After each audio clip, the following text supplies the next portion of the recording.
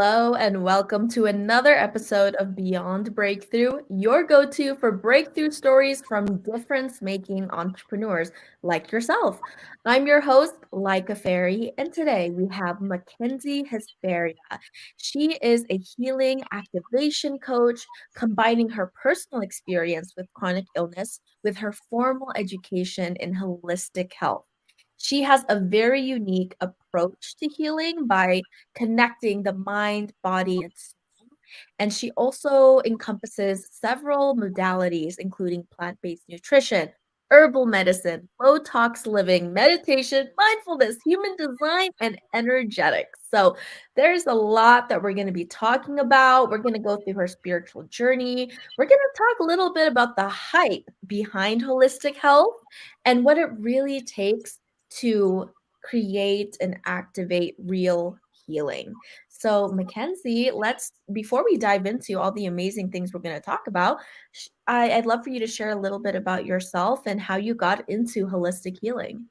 Thank you so much, and thank you for having me here today. So, I am an holistic educator. I really strive to empower people to reassess their lifestyle and their health, and also teach them how to make micro adjustments that add up to a huge transformation within their life and their health. Oftentimes, feeling like they get their life back after struggling with chronic illness for such a long time. So, really turning my suffering for all those years with health struggles and mystery illness into a way that I can help other people and help them find their optimal health. Ooh, I love that optimal kind of whole life health versus those temporary fixes that I think Yes. big pharma likes to instill into our body. Mhm. So I'd love to get into what those chronic illnesses were and what your experiences and challenges were during that time.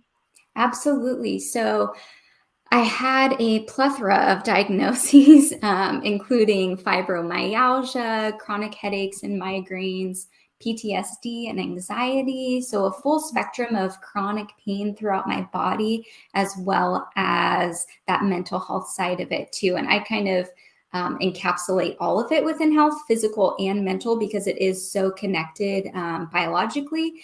So, I had symptoms even starting as young as when I could talk, pretty much. I was Wow. expressing to my family that I was in pain. And it was a lot of symptoms that I was just born with. And once I started talking, I started to express it to my family, but there really wasn't a rhyme or reason for it on all the tests. And, through Western medicine's approach, there wasn't anything wrong with me. And I knew that something was there. It wasn't just all in my head. I wasn't just making it up or, a child just like craving for attention or anything. So it did turn out to be Epstein-Barr virus, which is very similar to what we experience sometimes in college as the kissing disease with mono. And that was the root of all of it. So being able to approach it with more of that root cause and kind of an antiviral protocol and changing my lifestyle and just going through all these different aspects of our health absolutely changed my life and just gave me my life back and more energy. And it's been, yeah, absolutely incredible. Can you dive a little bit deeper into what your spiritual journey looked like? Yeah. Because I know a lot of people will get very discouraged when they Mhm. live and experience a lifetime of chronic illness Yeah. and lead to a lot of emotional, spiritual distressors. So, Mhm. what kind of awakened and activated within you to kind of change the perspective and have a healthier mental and spiritual and emotional approach to the challenges you were experiencing? Absolutely. There definitely were a lot of challenges with faith and within my spirituality. I was actually raised Roman Catholic.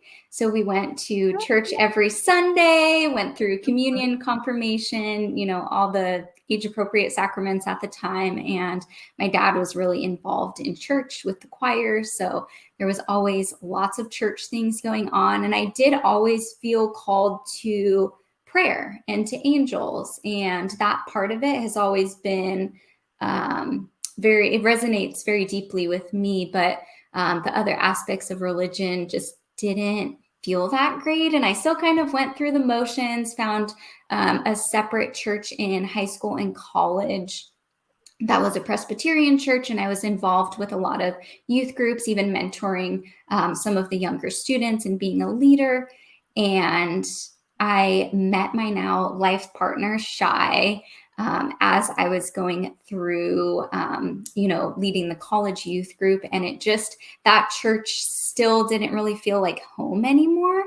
I was very gay, and it's not that any of them didn't accept it. Everyone was super welcoming, but it just didn't feel right anymore, or like an environment I wanted to be in. So I was a little confused for a while. And during this time, I was also still dealing with kind of some valleys within my chronic illness journey. And I really rediscovered my spirituality and kind of got pulled back to it around 2018. I found medical medium information, and that related to my health journey, but it also encompassed the different aspects of spirituality and prayer. And I learned about the essential angels and how I could call upon them within my healing journey and for support in that sense. Mm-hmm. So that really was a reawakening for me, I'd say. Mm-hmm. And over the next few years, I continued to heal and deepen that practice. A year ago was when I actually signed up for Business Activation Academy with Tiffany, and that's how we got connected. So I love that program. And I was really looking to start a business and grow it and figure out how to navigate it in a very heart-centered way, and utilizing my current gifts and my life experience and turning that into service back into my community. So everything that Tiffany teaches about just grew and grew that spirituality and deepened what I was learning about. Mm-hmm. And after I signed up for BAA, my partner Shai actually was diagnosed with breast cancer. So we've kind of both had, parallel healing journeys. And when their journey started, it kind of catapulted mine even further, because then we were on that journey parallel, and them having their awakening. It was kind of like, okay, now we're doing this together and learning more and figuring out what does resonate with us and feel more like home. So since then, we've been reading more books. I'm really into like past life regression and kind of that reincarnation aspect of spirituality, going inward to heal emotionally with yoga and meditation. And even when we would go to the bookstore kind of to bring joy into our lives and our day-to-day, when they were going through their diagnosis, we would just go to the bookstore, and we were always called to go to the metaphysical and spiritual section. So we found all these books that were on topics that just helped us grow even more, and getting recommendations from friends. And Tiffany posts books that she loves all the time, and I always resonate with what she recommends. So now we're really in a place of completely shifting our mindset over the last year, and praying together and doing moon rituals together and going on retreats. And they're actually in yoga training right now, so learning even more of that history and kind of those aspects of Hinduism and other religions. So I like to kind of like, there's similar threads between so many different religions. I don't really resonate with religion specifically and kind of the spin and like structure that man puts onto it, but I definitely resonate now with the term source and referencing the power and the divinity within the universe. So I'm not offended if anyone uses the term God or anything like that, but I just don't follow a certain religion specifically.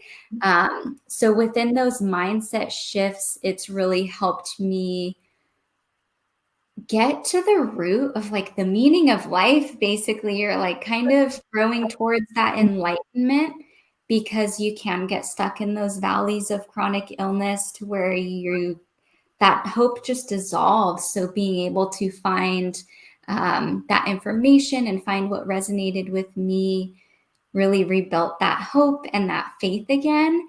And it feels really good now. I do love sharing that on my I platform and my content and with my clients as well, because it's such an important part of healing, just knowing that there's hope and having that faith. I love what you're sharing about this spiritual ascension. That's kind of how I'm Mhm. seeing everything that you're sharing. Exactly. And I wanted to touch on the importance of partnership. It's such a Mhm.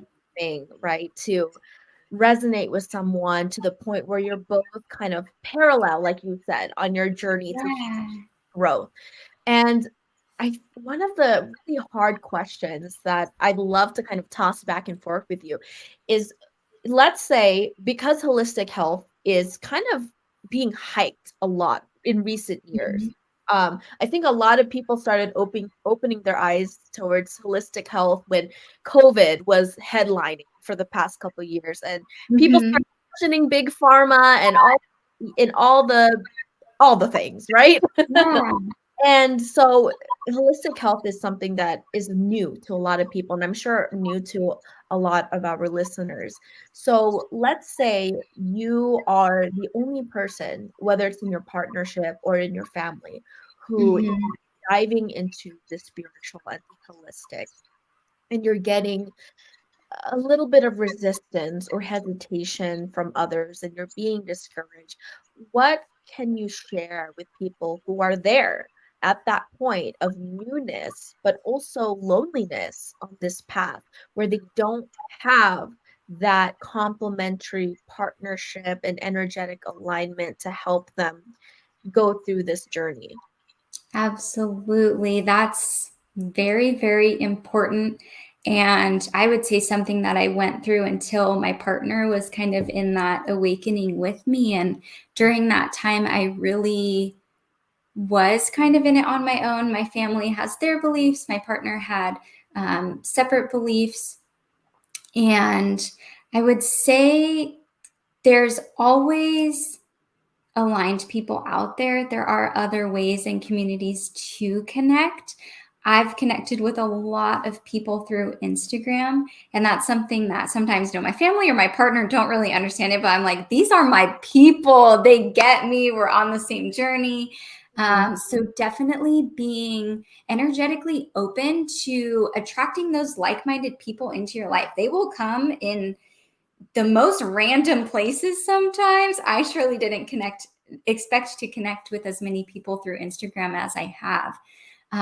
But being energetically open to those people and really not feeling that it's your responsibility to change the minds of those around you, like just keeping that respect or keeping the boundaries in whatever way feels good to you. And kind of, I don't really like the saying like staying in your lane, but accepting that we're all on our own journeys, and it Mhm. might be part of someone's journey to go through that, minute time of loneliness, so that they can understand and empathize with someone else that they might need to connect with and understand in that same way.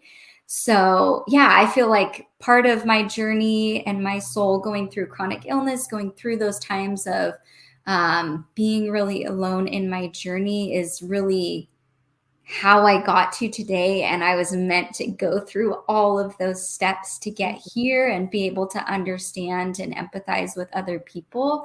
Um, so, yeah, it is really hard during those times, and just staying open and optimistic to what might be just around the corner.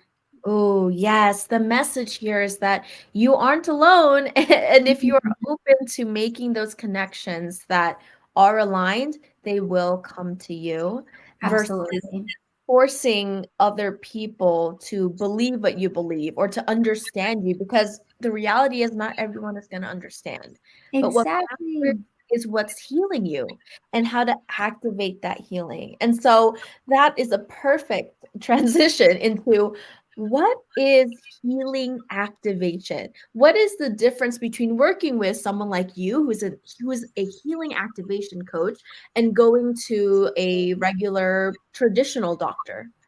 Yeah, I would love to start off just by giving my approach, or well, even like the definition of holistic health, maybe starting there and then into my approach.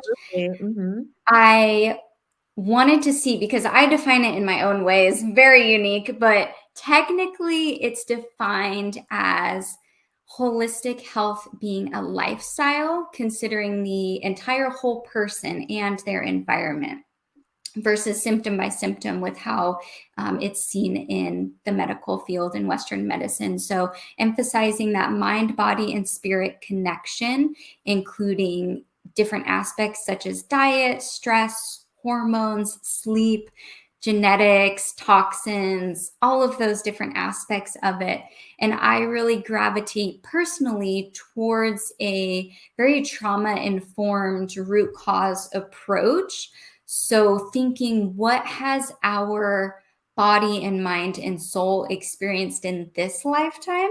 So, Mm, physically, that's where the holistic health comes in, you as a whole person and your environment, but also what could we possibly be carrying here from previous lifetimes or generations? And that's physically and emotionally, with mm, our soul having experiences in previous lifetimes, but also generationally, there mhm, are toxins and symptoms that can be passed down through our mothers, our grandmothers, and chemically that way. mhm. So, with healing activation, I feel like it's such a successful approach because it really is addressing those different emotional and soul aspects versus what's just biologically, can be tested in a lab and shows up in our blood work. There's not always markers for everything. Mhm. So, really considering what we're holding on to and the emotions and trauma that might be stored in our body from our lifetime or before. And that can be really something that unlocks health for many people that a Western medicine or even functional medicine might not acknowledge. Wow, I love that because there's a lot of new terms that I'm learning myself because holistic health is so broad. There's so much that goes into Yes. it.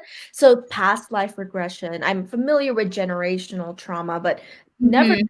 there was such a spiritual and physical manifestation of that Yeah. connection between It's generational fascinating. and my physical health. And so what I've been seeing on TikTok, oh my goodness, I keep bringing up all the things. There's holistic health on TikTok, but it's helpful to really talk about the hype that's happening and what the truth is behind the hype. Mhm. So I've been seeing some TikToks where holistic healers will talk about pain that resides in certain parts of their body, like if you have chronic back pain or chronic hip pain, and Mhm.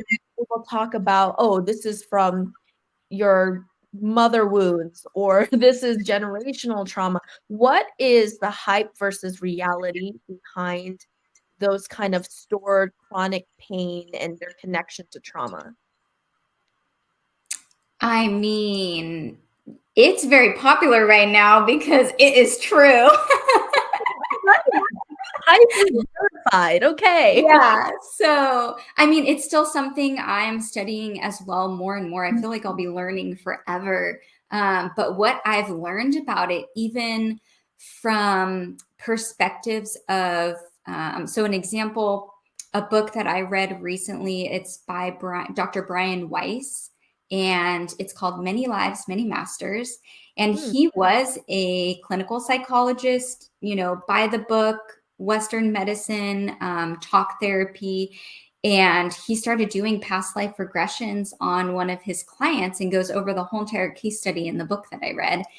And they really were able to use the hypnosis and the past life regressions to completely reverse anxiety and debilitating obsessive thoughts that were not being healed in conventional ways. So it can be really surprising the effect and the benefits you can get from going deeper. Not that normal nutrition, movement and those types of modalities and approaches aren't beneficial. They absolutely 100% have their place and are very crucial. And it's just really fascinating how powerful it can be when we do go deeper to past life things and just emotional trauma. It's just society now has created, we just kind of all go with the motions, and there's no like actual processing and honoring what we need emotionally or physically. So it's really cool to see that people are branching out and studying it more, experimenting more with those other modalities. So it's not about replacing Western medicine Not or at all. traditional practices at all. It's about supplementing and the Absolutely. lifestyle, whole life Yes. transformation and healing process. Love that. So, with that said, I'd love to talk about how your partner's experience with cancer was Mhm. for kind of bringing in the holistic health modalities Mhm. and how that journey was. Was she always into holistic health and implementing that in her healing journey, or was that something new? What did that look like? We went through that transition from Western medicine to holistic health actually kind of together around like 2015, 2016. We were kind of at our wits' end with Western medicine, at a point where I was going to Stanford because we lived in California before we were here in Vegas. I was going to doctors in Stanford and they were wanting to give me nerve blocks and just numb the pain out. And that's where we kind of hit our breaking point with it. And we were like, what else can there be out there? And we actually went to chiropractic, we went to foot zoning practitioners. So around 2015, 2016, we opened our eyes together of what else was out there and explored even essential oils was one of the things that helped me get off of the pharmaceuticals that I was on and very addicted to at the time. So we went through that transition together. It is hard implementing these things into your lifestyle if you try to do it all at once. So we've definitely taken baby steps over the last, 7, 8 years. And when the cancer diagnosis came, it was a bit of a wake up call. I would say that Shy had a hard time through the pandemic. The pandemic just threw us some loops. So it was Everyone, kind of a oh, wake yeah. up call of, hey, we're not in survival mode. Like we actually have to care for ourselves and our bodies. And the diagnosis for Shy came from a doctor that wanted a double mastectomy, starting chemo right away before the surgery, hormone blockers, early menopause. It was really intense. Wow. And the mass was around, I think, 3 or 3.5 inches at the time. And using the holistic remedies and transitioning Shy back to a plant-based diet. She kind of dabbled in it, but at the time when she was diagnosed, it was really hard for her to keep up with. So transitioning back to a plant-based diet, using some of the holistic herbal remedies, we actually shrunk the mass before she even had a lumpectomy. So it was shrinking without the chemo. She never had radiation, anything like that.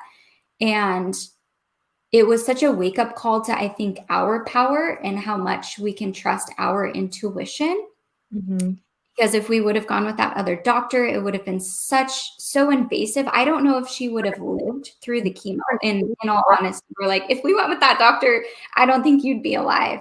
But with the holistic route and very minimal, just having a lumpectomy was really confirmation and validating for our intuition and that we were on the right path with the holistic things.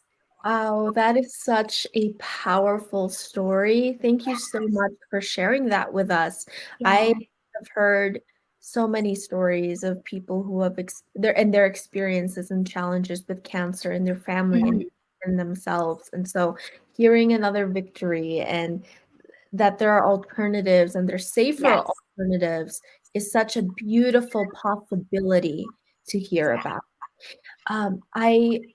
I'm curious, was there, because I know that lymphatic activation was something that you've been talking about recently. Yes. Does that have anything to do with that journey that you took with the cancer treatments? Yes. Okay. After her journey, I was getting downloads left and right. Here's how you need to help the people. Here's the information to get out. So I did create a lymphatic activation class. It's a little bundle. It's the class is over an hour long, I think around 80 minutes, and it includes a digital resource that people can print out to have in their kitchen as little notes and recipes, and then also a meditation that I created specifically for lymphatic health. And it really turned to that as a way that I could serve the community because breast cancer is so rooted in lymphatic health. Mm. So when we are um, filtering everything in our bodies, that chest cavity is just kind of that central place that it all goes to. If your body's not flushing it out, that's where it stays and it can grow and manifest into cancer. So being able to focus on our lymphatic health is such a good foundation for our general health, even if you don't have a cancer diagnosis, for prevention, even with healing my headaches and other symptoms mentally, PTSD. It's all helpful for all of it. It's such a good foundation. So, yes, I created that class and it is all of that beautiful wisdom wrapped into one. That's a really, really good first stepping stone for someone to start healing activation. And how can people access those resources and start to dip their toes into the beauty of lymphatic healing and activation? Yes. So they can email me directly and I will send it out to them. So my email is mackenziehesperia@gmail.com. And that way you can just shoot me an email and request that class bundle. Okay, thank you so much for sharing that with our audience, for being so vulnerable and open to talking about these real life experiences and how you went through it and conquered it and continue to grow in your expertise and how you want to make a difference in the world. So You're thanks. welcome. Thank Yes. you so much for having me here today. It was an honor to sit and chat with you for a little bit. It was fun. And everyone listening, thank you so much for joining us. Please follow or subscribe to this podcast. And if you heard something you just don't want to forget, download this episode. It is a quick and simple way to support the work that we do in the world and amplifies the impact that our audience and our guests, like Mackenzie Asperia, are able to create. So thank you so much for joining us, and we'll see you at the next.